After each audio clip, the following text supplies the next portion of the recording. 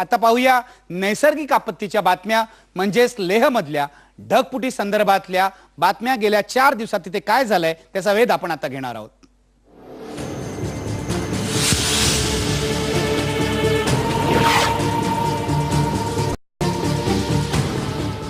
लेहमध्ये झालेल्या ढगफुटीतल्या मृतांचा आकडा आता 156 वर पोहोचलाय। मदत आणि बचाव कार्य अजूनही सुरू आहे। लष्कराचे जवान मदत कार्यात गुंतलेत, पण लष्कराचेच 28 जवान सियाचीनमध्ये आलेल्या पुरात वाहून गेलेत। हे जवान पाकव्याप्त काश्मीरमध्ये वाहून गेल्याची भीती व्यक्त करण्यात येते। बेपत्ता जवानांना शोधण्यासाठी लष्कराने पाकिस्तानकडे मदत मागितली आहे। दरम्यान झांस्कर व्हॅलीमधून 81 परदेशी पर्यटकांची हवाई दलाने आज सुटका केली। लेहमध्ये अडकलेले महाराष्ट्राचे पर्यटक सुखरूप असल्याची माहिती आहे। ही माहिती आम्ही आपल्याला शुक्रवारी सुद्धा दिली होती। त्यांच्यातले काही पर्यटक परतलेत। ठप्प झालेली बीएसएनएलची सेवा 60% पर्यंत सुरू झाल्याचा अंदाज अधिकाऱ्यांनी व्यक्त केलाय। मंगळवारी म्हणजे उद्या लेह मनाली आणि लेह काश्मीर हा मार्ग खुला होण्याची शक्यता आहे। लेह परिसरातल्या घटनास्थळाची आजची स्थिती सांगणारा हा एक्सक्लुझिव्ह रिपोर्ट आम्ही तुमच्यासाठी आणलाय, तो तुम्ही पहा।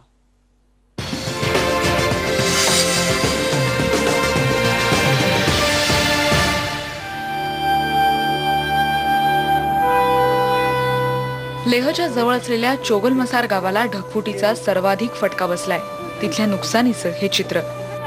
मृत्यूच्या तावडीतून सुटका झाल्यानंतर 36 तासांनी आपल्या मुलांसोबत हे वांगडू कुटुंब एकेकाळच्या आपल्या घराजवळ परतलं, पण सगळं काही उद्ध्वस्त झालं होतं। सोनम आपल्या लहान पुतण्याची पुस्तकं शोधायला आली।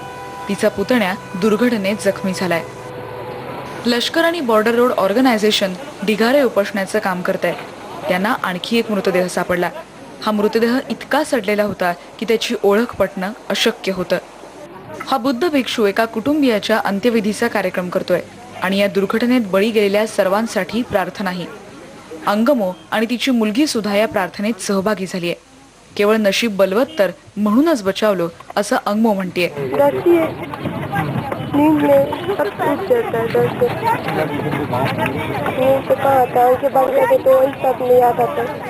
सभोवताली अनेक मृत्यू आणि विध्वंस झालाय, पण चोगलमसार शांत आहे। किंचाळणं नाही की मोठ्यानं रडणं नाही, फक्त शांततेनं प्रार्थना। बघितलं किती मोठं नुकसान झालंय ढगफुटीमुळे आणि मृतांचा आकडा, जखमींचा आकडाही वाढतोय। आता आपल्या सोबत या क्षणाला आहेत अनिल सावले। अनिल सावले हे मुंबईतले पर्यटक आहेत, जे या ढगफुटीच्या वेळेला तिथे लडाखमध्ये लेहमध्ये होते। आज ते आपल्याला सांगणार आहेत तिथला त्यांचा अनुभव। अनिल सावले, तुम्ही मुंबईमध्ये धडधाकटपणे परतलात, याबद्दल तुमचं अभिनंदन केलं पाहिजे। जी ढगफुटी आली, आसमानी संकट आलं, त्यातून तुम्ही बचावलात आणि इथे आज पोहोचलेला आहे।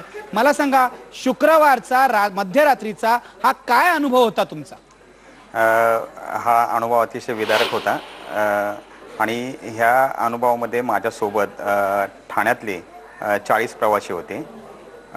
गेली 9 वर्ष मी लेह लडाखमध्ये जातोय, पण हा प्रसंग पाहून मी देखील हेलावलो, कारण आयुष्यामध्ये मी हा प्रसंग कधी पाहिला नव्हता।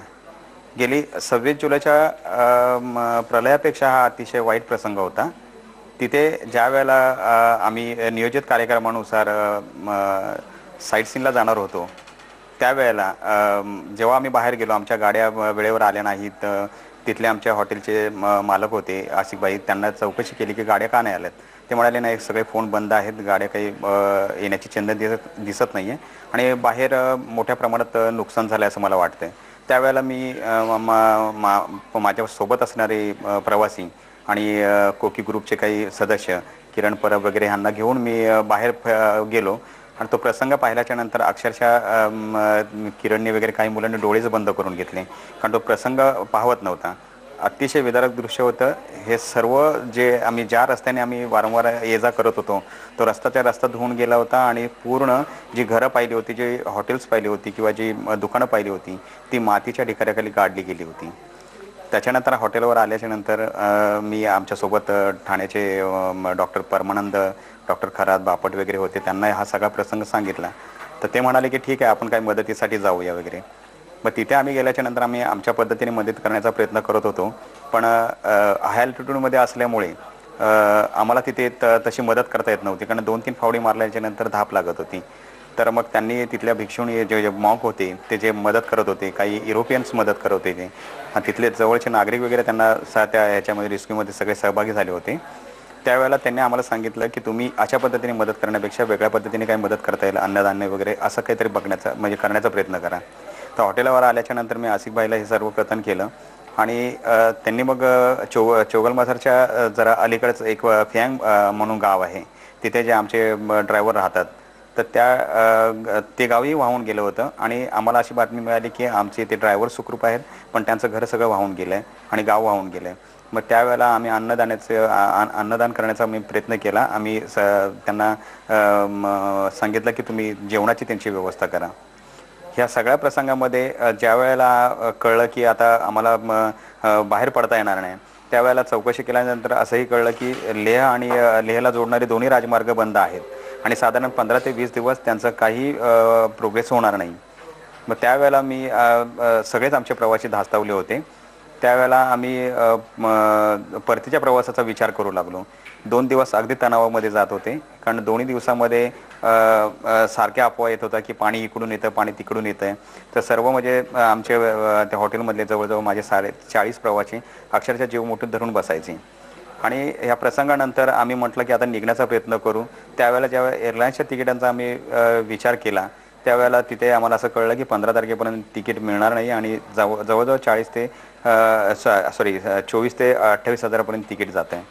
तर योगायोगाने आम्ही जेव्हा DCPकडे तिथल्या गेलो, त्यांनी सांगितलं की इथे केंद्रीय मंत्री वगैरे आलेले आहेत, तर ते तुम्हाला काही मदत करतील. तर आम्ही त्यांना भेटलो. त्यावेळेला श्री पृथ्वीराज चव्हाण तिथे आले होते. त्यांना सर्व प्रकार कथन केला की आम्हाला ही एवढी तिकीटं आम्हाला परवडत नाही आहेत, तर तुम्ही प्लीज ह्याच्यामध्ये काहीतरी एक्स्ट्रा फ्लाईट वगैरे देऊन इथले जवळजवळ 100-150 मुंबईतले आणि महाराष्ट्रातले प्रवासी अडकले होते, तर त्यांना काहीतरी तुम्ही अशा पद्धतीने जरा मदत करा आणि आम्हाला सुखरूप आमच्या लोकांना मुंबईपर्यंत पोहोचवा. हॅलो. मग त्यांनी तुम्हाला मदत केली, मी तुमचं ऐकतोय. हा, सर. पृथ्वीराज चव्हाणांनी तुम्हाला मदत केली आणि तुम्ही इथे आलात. पृथ्वीराज चव्हाणांनी सांगितलं की मी प्रफुल्ल पटेलांशी बोलतो आणि एक्स्ट्रा फ्लाईट आणि एक फ्लाईट रेट तुम्हाला मिळेल याची व्यवस्था करण्याचा प्रयत्न करतो. तर तोपर्यंत ते आश्वासन घेऊन आम्ही म्हटलं की आता काहीतरी आणखी प्रयत्न करायला पाहिजे. मग तेथील एअरपोर्ट अथॉरिटीचे प्रणेश रॉय म्हणून होते, त्यांना आम्ही भेटलो. ते म्हणाले माझ्या हातात तर काही नाही, माझं मी फक्त इथे देखभाल करतोय, तर तुम्ही एक काम करा की तुमची काय लिस्ट असेल, तोपर्यंत माझ्याकडे जवळजवळ 60-70 लोकांची लिस्ट जमा झाली होती. आसपासच्या हॉटेलमधले पण काही मराठी माणसं होती, त्यांची आम्ही लिस्ट गोळा करून आम्ही त्यांच्याकडे ती दिली. ते म्हणाले तुम्ही सकाळी लवकर या इथे आणि ही लिस्ट तोपर्यंत मी जेटचे जे काही इथले ड्युटी मॅनेजर वगैरे आहेत त्यांना देतो. तर सकाळी आम्ही मग पहाटे सर्वच भीतीने आम्ही पटापट जाण्याचा प्रयत्न करत होतो.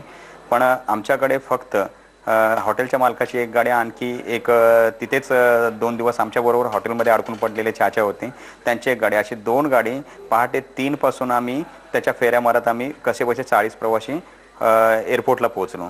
तर एअरपोर्टला जी प्रचंड रांगा होत्या, भरपूर गर्दी होती, तिकडं म्हणजे एक फ्लाईट रेटमध्ये मिळत होती. मग आमची लिस्ट पोचल्यामुळे आम्हाला जेटचे जे नजीर आहेत तिथले ड्युटी मॅनेजर, त्यांनी अतिशय सहकार्य केलं. त्यांनी आमची लिस्ट घेऊन आणि तुम्ही मुंबईत आलात. मला तुम्हाला विचारायचं आहे, मला शेवटचा एकच प्रश्न विचारायचा आहे की तुम्ही मगाशी 26 जुलैचा उल्लेख केलात. मला सांगा, ही जी ढगफुटी होती, म्हणजे आम्ही मुंबईतल्या लोकांनी अशी ढगफुटी कधी बघितलेली नाही, म्हणून 26 जुलैला प्रचंड पाऊस पडला होता.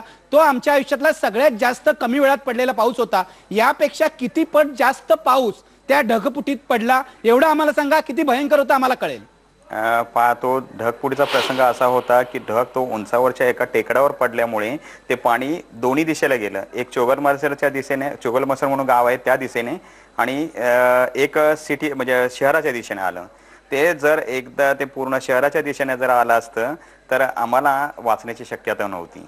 पूर्ण जे लेह शहर आहे ते वाहून गेलं असतं. अगदी म्हणजे 26 जुलैला मुंबईत जो पाऊस पडला त्याच्या कित्येक पट अधिक पाऊस पडला. अतिशय भयंकर. कारण 26 जुलैच्या पावसाचा मी देखील अनुभव घेतला आहे. पण गेले 8-9 वर्ष मी जेव्हा लडाखला जातोय, त्या लडाखचा हा माझा सगळ्यातला विदारक अनुभव होता. कारण असा प्रसंग, कारण मलाही जेव्हा मी एवढ्या प्रसंगातून गेलोय, पण हा प्रसंग अतिशय वाईट होता, त्याची कल्पना करवत नाही. अगदी झोडपणारा पाऊस, रागावलेला पाऊस, उद्ध्वस्त करणारा पाऊस, पण हा तर सरळ सरळ खुनी पाऊस होता.